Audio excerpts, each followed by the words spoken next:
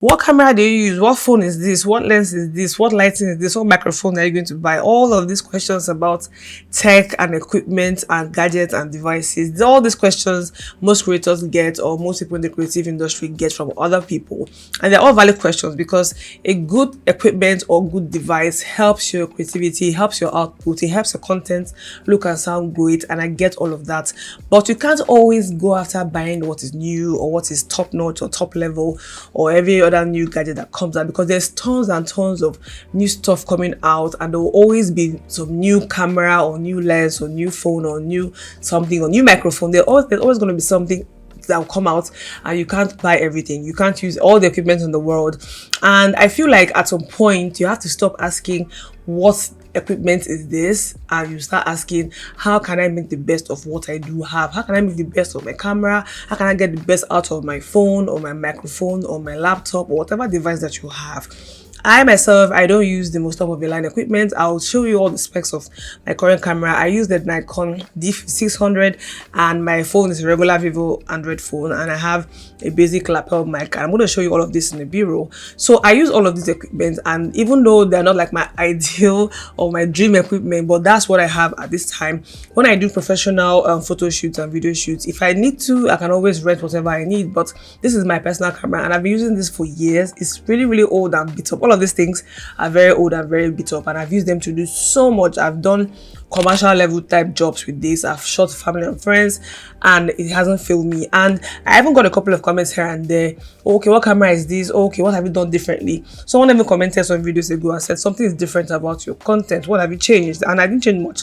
To be honest, I'm going to tell you guys all that I do and how I get the best out of my equipment, and I feel that you can apply this to whatever equipment you have, be it camera, phone, microphone, whatever. These are basic rules that guide the usage of devices and electronics, and I'm going to share all of this in this video.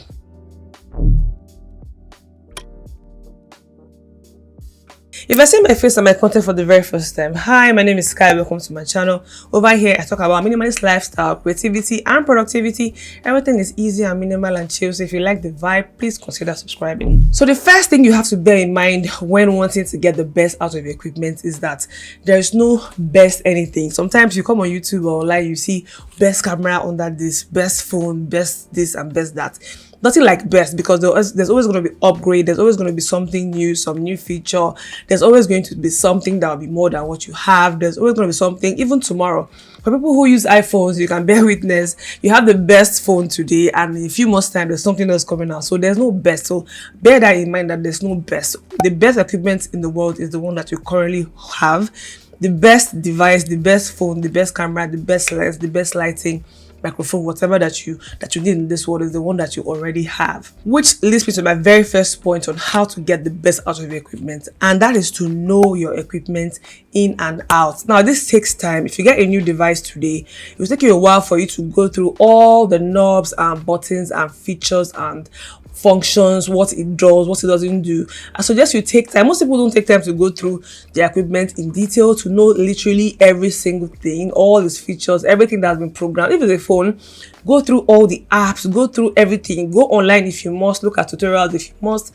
But getting to know your equipment is a good way for you to know how to bring out the best out of it. Say a camera, for instance. Most cameras are kind of basic. For example, I use a DSLR. A DSLR is kind of basic in its function, in that we all know what each function kind of does, but each model or even brand might have difference in how they placed what knob and what feature, and even how those features and those knobs perform. So you need some time to go through the device that you have. Make sure you know your device in and out, know how everything functions. Knowing your device very, very deeply will also help you find what they call the sweet spot. Let's say, for example, your phone, right? Or maybe your phone camera, or even the camera, for example. There is a particular setting or conditions or parameters that your phone performs the best, or your device performs the best at, and it'll take you a while for you to try and test different conditions for you to come to that point. Let's say, back to the lens example.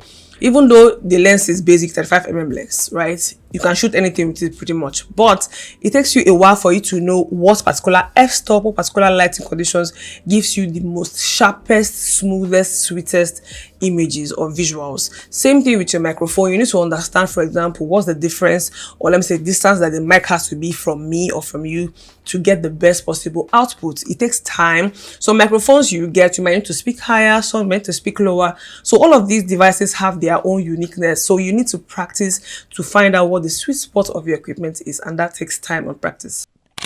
When it comes to images and videos, I'm talking about lenses now, whether be it camera or your phone.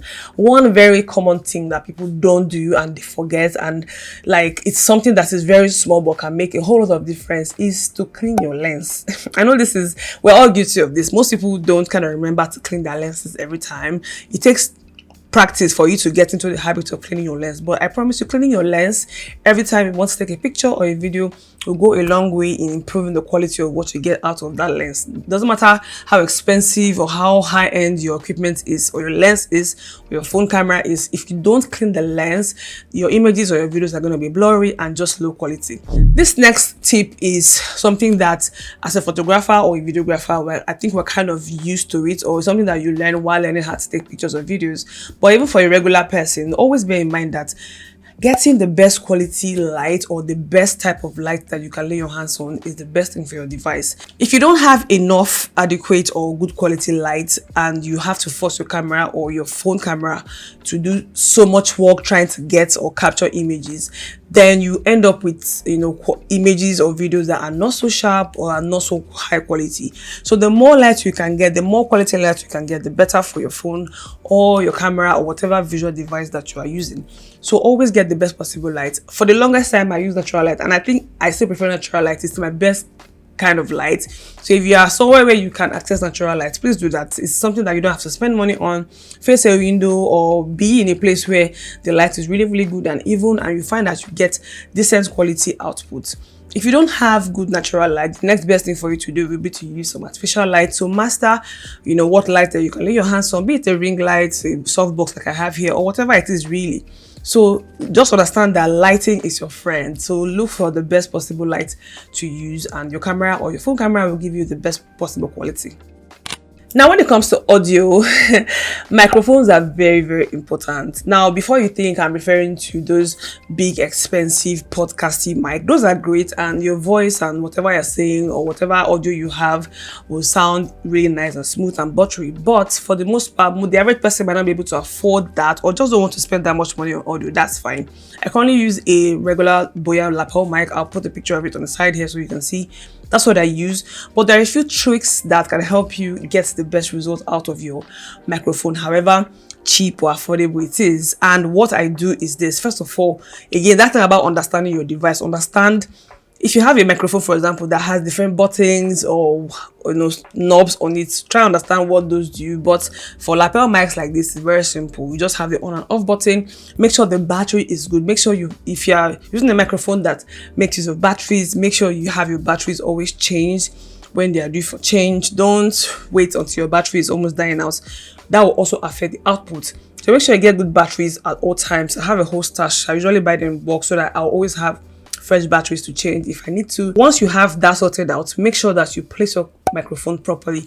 More often than not, I'll have my microphone either somewhere in between my chest or boob area so that it lays against my chest. And even if I'm moving like this, I know the microphone stays close to my mouth as possible, because you do need your microphone to be as close to the source of the sound, in this case your mouth. So have your microphone as close to your mouth as possible, in a place where as you're moving or talking or walking, you are not scratching the head where the sound is supposed to enter. So make sure your microphone is close to you as possible. Make sure it's not being obstructed by anything around you.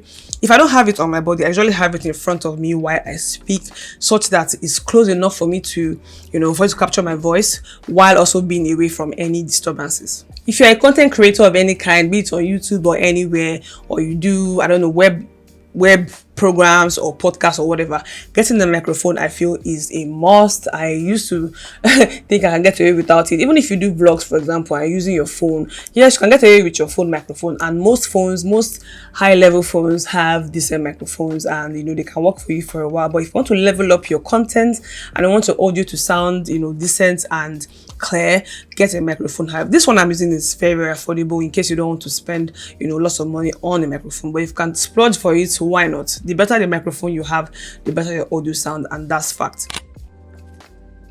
Now, after you've captured your audio while you're recording, or even if you're using your phone or whatever you're using, in post-production, there's something I do when I'm editing my videos. I often make sure that the audio levels are balanced. Sometimes there's some days where I speak at a higher octave, some days it's lower octave, some days your voice is just not smooth for some reason. It happens to all of us.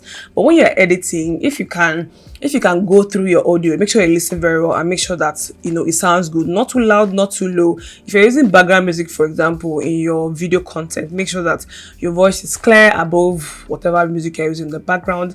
Make sure you go through everything, listen very well. If there are any high pitches, or if your voice, because we're all human beings, we don't speak in monotones. Most people don't speak in monotones anyway. So try and check for audio levels and make sure they are balanced so that people that are listening to you will not either strain their ears or let your voice not be so loud and so sharp or shrill, or even uneven, such that they can't hear you, or it's not just easy for them to listen to you for a period. So make sure your audio levels are good. There's one extra trick that I do that is very, very, this has been I've known it for a long time, but I don't know why I didn't used to do it. If you're using Adobe Premiere Pro, I use Premiere Pro, but I'm assuming that this same feature is on other editing platforms too. I also know it's on CapCut. You can also find the same feature there, and it's called a denoiser or background noise reducer. I don't know what it's called in your software, but in Adobe Premiere Pro it's called denoiser. Under your audio effects you'll find it. I'll put a B-roll here so you can see what I'm talking about.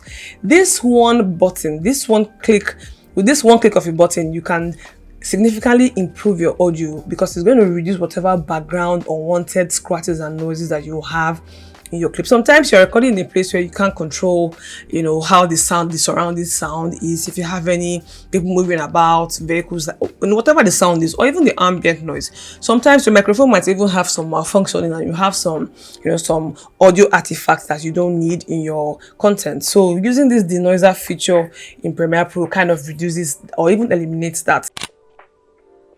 Sometimes your microphone might even have some malfunctioning and you have some audio artifacts that you don't need in your content. So using this denoiser feature in Premiere Pro kind of reduces or even eliminates that. So if you need to do that little bit of extra work in your post-production as far as your audio goes, it will help your content, because audio is very, very important. If you do all of these things, regardless of how big or how small or how affordable or expensive your equipment is, I promise you're going to get significant quality of content out of it, be it pictures or videos or whatever. Really, let me know if this helps you in the comment section. I want to hear from you. Give the video a thumbs up if it helped you, if you enjoyed it, and subscribe in case you haven't. I'm going to see you in my next video. Bye.